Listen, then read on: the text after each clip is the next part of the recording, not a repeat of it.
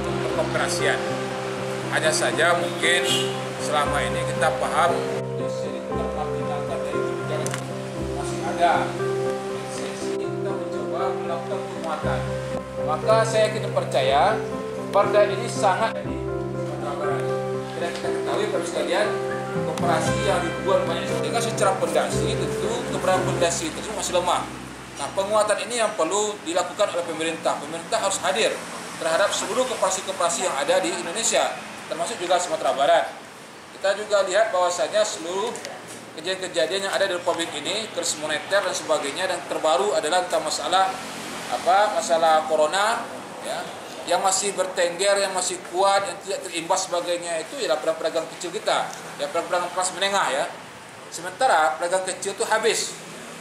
Dikatakan habis lantaran karena tidak lagi bisa berfungsi, tidak bisa lagi melakukan aktivitas perekonomian, sehingga mereka kesulitan ketika diajak lagi untuk berjualan, diajak lagi untuk berproduksi, kesulitan dari segi pendanaan. Nah, karena dana tadi, modal tadi sudah termakan ketika ada krisis COVID yang 3 bulan atau 2 bulan masa PSBB tadi ini. Nah, untuk mendapatkan modal tersebut, tetap para pengusaha-pengusaha kecil kita kewalahan. Kenapa? Karena mereka selama ini tidak pernah diajar, tidak pernah dibiasakan, dan juga tidak terbiasa untuk berakses ke lembaga-lembaga perekonomian, lembaga-lembaga keuangan, lembaga-lembaga perbankan konvensional, BPR dan sebagainya. Sehingga mereka hanya bisa mencari jalan keluar yang lebih cepat, ya, melakukan mungkin salah satunya itu akses untuk pinjam ke lembaga-lembaga non formal, ya, yang bunganya itu luar biasa cukup besar. Nah, ini yang terjadi, ini tren yang terjadi selama puluhan tahun di daerah kita, termasuk juga Payakumbuh. Sehingga kita juga mengenal istilah bunga pinjaman rentenir, ya. Dan itu sangat mengakar, baik itu secara personel maupun non personel. Dan itu sudah menjadi sebuah semacam tradisi. Kalau ingin mendapatkan modal besar cepat, ya, kok caronya. Tapi kalau ingin mendapatkan modal yang agak lambat, bertele-tele, kok caronya. Masuklah ke perbankan. Nah, itu kan mindset yang selama ini timbul, ya, timbul di tengah-tengah masyarakat kecil kita, ya, sehingga mereka tidak merasa kehadiran koperasi sendiri merupakan hal yang sangat dibutuhkan oleh mereka.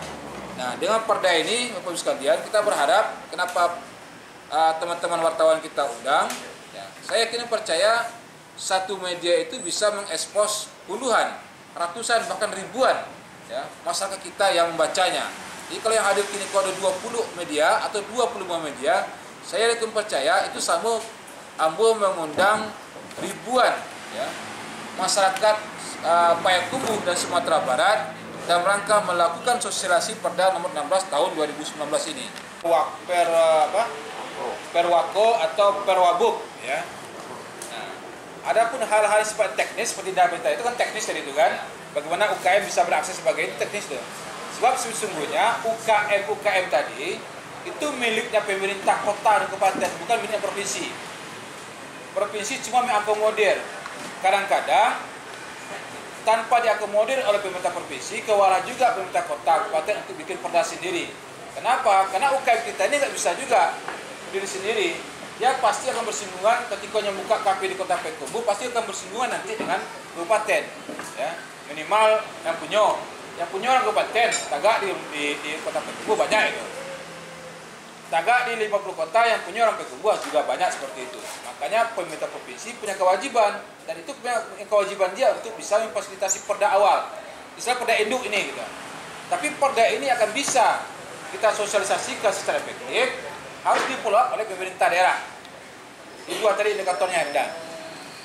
Yang kedua, bantuan COVID tadi itu secara aturan itu bukan diperuntukkan untuk UKM.